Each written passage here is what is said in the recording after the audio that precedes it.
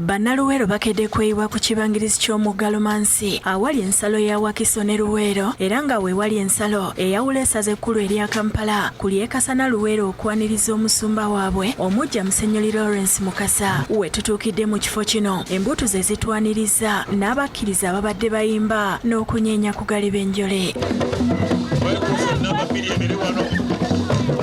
Kusaawe mu n'ekitundu ez'okumakya emmotoka ezireese Musenyoli Mukasa zituuse wakati mu luseregendo okuva mu ssaza lya Kiyinda Mityana nga bano babadde bakulembeddwa Bishop Anthony Ziwa.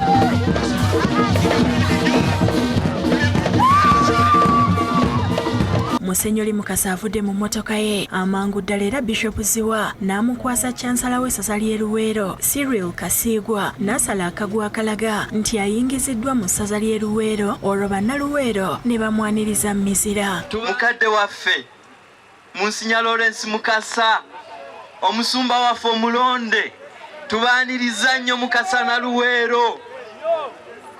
Twabeera mu kyobeera wano kumala emyezi nga 13. Arakulawo mu linnya lya Patiri n'erya Mwana n'erya Mwana mutuukirivu ayita kuleni kapati alinnye emmotoka kapyata gye bamutegekedde ng'emutute mu ssaza ng'eno bw'awubira ku bantu.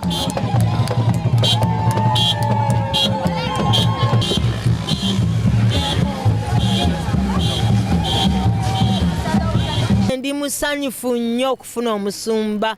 Tubadde tuli awo nga tulindiga njereeti ziriko musumba. Tugenda mufunamu ebirungi bingi kubanga tubadde tumaze akaseera nga tetulina taata waffe. Tuli basanyufu nnyo kulaba nti batujje mu maziga nga tetulina muzadde owa waggulu.